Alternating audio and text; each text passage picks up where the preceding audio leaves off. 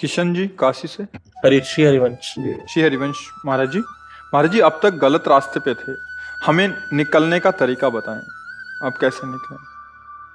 अगर आप इतना जान गए हो कि मैं गलत रास्ते में चला गया हूं, तो लौटने का रास्ता तो आपको पता ही है ना। जिस रास्ते से हम गलत रास्ते जा सकते हैं, तो सही से गलत में गए हैं ना, तभी तो हम जानते हैं कि ये गलत है। वैसे ही वापस लौटे हो, कदम वापस करो। अगर हम इधर जा रहे हो गलत रास्ता, तो हम क्या करते हैं, वापस लौटते हैं ना। वापस लौटो। आज के बाद मैं ये नहीं करूंगा, यही वापस लौटना। तो वृंदावन में बैठे हो, आप जिसे गलत समझते हो उसे आज के बाद मत करो। अब लो नशानी अब ना नशे हो। बोल सकते हो कि क्या गलत करते हो? ड्रिंक करते थे, और ड्रिंक स्मोक इस तरह की चीजें। मेरे फ्रेंड सर्कल में साथ में क्लब जाना, धरना। नए बच्चों में सब होता है, लेकिन आप विचार करके देखिए कि अब आपके अंदर अगर सत्संग थोड़ा भी पहुंच गया है, तो आप विचार कीजिए आपकी हालत क्या है शरीर की। ये रोग का घर है शरीर। अगर आप सावधान नहीं रहेंगे, तो अभी तक तो मनोरंजन किया है, अब जो उसका परिणाम आएगा तो केवल भोगना ही भोगना पड़ेगा। और कोई सर्किल मित्र का आपको सहयोग देने वाला नहीं। जब तक जेब में दम है, आप में दम है, तो हाथ मिलाएंगे। जिस दिन चारपाई में लग गए ना, फिर कोई तुमसे मिलने आवे या स्मोक कराने आवे या ड्रिंक कराने आवे, तो हमें बताना तुम्हें तुम्हारी जेब में दम है, शरीर में दम है, इसलिए चार हाथ मिलाते हैं। आज से सुधर जाओ। हाँ, आज से कसम खाओ इस बात की हम वृंदावन में कि हम शराब नहीं पिएंगे, हम नशा नहीं करेंगे, जो स्मोक आदि कर रहे हैं। ठीक है ना, अच्छे बच्चे हो। और 2-3 किलोमीटर दौड़ लगाना करते हो सुबह? नहीं, आज से नियम लो। अगर दौड़ लगाने में असमर्थ हो तो रफ्तार से चलो। देखो, शरीर स्वस्थ रहेगा ना, तो धर्म कर पाओगे, भजन कर पाओगे। इसे स्वस्थ शरीर नहीं कहते। आपका शरीर अस्वस्थ है। शरीर में अधिक चर्बी बढ़ जाना, शरीर का अधिक वजन बढ़ जाना, ये आपके जो मेन अंग हैं उन पर इसका प्रभाव पड़ेगा। लीवर है, किडनी है, हार्ट, इन पर प्रभाव पड़ेगा। अधिक चर्बी है, शरीर के लिए ठीक नहीं है। तो आप दौड़ लगाओ। जैसे बाहर दौड़ने को न मिले तो आजकल वो ट्रेडमिल उसमें दौड़ो। ठीक है, और नशा मत करना। हमारे सामने कसम खाइए, कसम खाते हैं। हाँ, इसका निर्वाह करना। गुरुजी, एक रिक्वेस्ट है मेरी। समझ नहीं आता जब चीजें, कोशिश बहुत बार करते हैं कि हमको पता है ये बंदा सही नहीं है मेरे लिए, ये सिर्फ ऑफिशियली हम मिल रहे हैं, पर कोशिश करते हैं, 10 दिन बाद वापस उसी ट्रैक पे आ जाता है। नहीं, छूट ही नहीं पाता। जैसे भजन कीर्तन स्टार्ट करते हैं, फिर 15 दिन बाद वापस नॉर्मल हो जाता है। तो हम अपने आप को निराश नहीं रखना। 15 दिन बाद वापस आए ना, फिर 16वें दिन वापस चढ़ेंगे ना हम, तो अगली बार 20 दिन हम वापस नहीं आएंगे।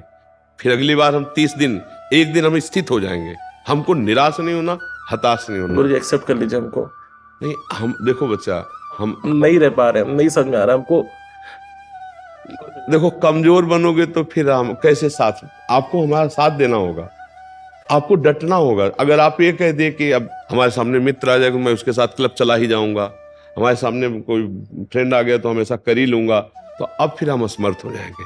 देखो, हमारे पास नाटकबाजी, जादू, तमाशा, ड्रामा नहीं है, अध्यात्म का है। सत्य बात यह है कि उपदेश श्री कृष्ण का और स्वीकार अर्जुन का करना।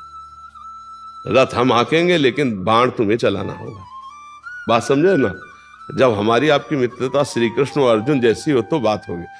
हम वही रथ खड़ा करेंगे जहां तुम्हारा कल्याण होगा, लेकिन जहां तुम्हारा अकल्याण जिनसे होता है उनको तुम्हें छोड़ना होगा, है ना? उसके लिए तुम्हें हमें साथ देना होगा। तुम्हें इतना कमजोर नहीं होना कि अब यार कहेगा, दोस्त कहेगा, तो फिर महाराज जी आपकी कसम टूट जाएगी, तो फिर हम हार जाएंगे और तुम हार जाओगे। अगर आप ये साथ दोगे कि जो मैं वचन दे दिया प्राण त्याग सकता हूं, कभी नहीं करूंगा, आपसे बढ़कर कोई मित्र नहीं है। सोचो, देते वचन। हाँ, एक बात समझो, हमसे बढ़कर तुम्हें दोस्त नहीं मिलेगा। इसलिए नहीं मिलेगा कि देखो, हम धन से बड़े नहीं हैं, हम तन से बड़े नहीं हैं, हमारे भगवान है। इस बात से हम बड़े हैं कि हम प्रभु के दास हैं, आप भी श्री भगवान के हो। समझ रहे हो? तो हमारी तुम्हारी दोस्ती सहज है, ड्रामे वाली नहीं है। और हम तुम्हारे मंगल के लिए कह रहे हैं, तुमसे कुछ लेने के लिए नहीं, तुम्हें महान बनाने के लिए। जहां तुम गिर चुके हो वहां से खड़े करने के लिए। तो हमारी बात केवल मान लो। जैसे हम आपसे कह रहे हैं कि आप शराब मत पीना, तो इसके साथ हमारा पावर भी आपके साथ है। केवल इतना ही नहीं है, आप जो कह रहे हैं कि मैं नहीं पीऊंगा, तो इसके साथ आप देखना पावर भी है, पर आपको कदम लड़खड़ाने नहीं है। अगर लड़खड़ा दिया तो बात नहीं होगा, नहीं तो लाखों लोग, आप ही नहीं हो, लाखों लोग ऐसे जो मिलते हमसे बात के हैं और पहले सुधर चुके हैं। आप तो आज कसम खा रहे हो, यहां सैकड़ों हजारों लोग ऐसे आ चुके हैं जो एक कह चुके हैं कि मुझे 6 महीना हो गए सब छोड़े, मुझे साल भर हो गया छोड़े, और तब वो हमसे मिले। इसका मतलब क्या हुआ? केवल YouTube से सुनकर के मात्र वो अपने जीवन को संभाल लिए। क्यों? क्योंकि उन्होंने हमारा साथ दिया, हमारी बात मान ली। इसलिए तो हमारी बात न मानोगे तो बच्चा, देखो कई बार कहा कि जैसे वो भागवत के पोस्टर लगे होते ना, तो उसमें दिखाई देता ना ऐसे संत बनाओ, ऐसे तेज निकलता, नहीं दिखाई देता। लोगों को ऐसा कुछ भ्रम है कि साधु महात्मा कुछ ऐसा जादू तमाशा, कुछ नहीं है। हम जो कह रहे हैं वो मान लो, ये चमत्कार हो जाएगा। आजकल क्या है, संसार नाटक बहुत पसंद करता है, और हम तुम्हें फिर ही बता रहे हैं राधा राधा जपो, और ये सब तो लगता है कि यार मतलब अरे अभी लाल कलावा अलावा कपड़ा उपड़ा नीला लाल फाल करके कई गांठ लगा के ना, ये देखो तुम, ये ले उसमें कुछ नहीं, लेकिन तुम सफलता का प्रतीक मानोगे कि मान, यही संसार का स्वरूप है। सच्चाई कह रहे हैं, न कोई राख न कोई दुनिया का नाटक, तो कम समझ में आएगा। और इससे अगर मान गए तुम, तो माया पर विजय प्राप्त कर लोगे। आज संसार ड्रामे को पसंद करता है बच्चा, नाटक को पसंद कर, ऐसा नहीं बच्चा। तुम करो पाप और कोई तुम्हें संभाल दे, ऐसा नहीं बच्चा। अवश्य में भोक्तव्यम कृतम कर्म शुभाशुभम। साधु के संग से तुम्हारे कर्म उज्जवल होने चाहिए, साधु के संग से तुम्हारे विचार उज्जवल होने चाहिए, साधु के संग से तुम में अध्यात्म शक्ति आनी चाहिए। ये साधु का संग होता है। साधु का संग ये जंतुर मंत्र वाला थोड़ी होता है, ये भस्म राखी वाला नहीं होता। वो तुमको साधु बना देगा। करे सद्दते साधु समाना, भगवान और भगवान के भक्त अपने समान बना देते हैं।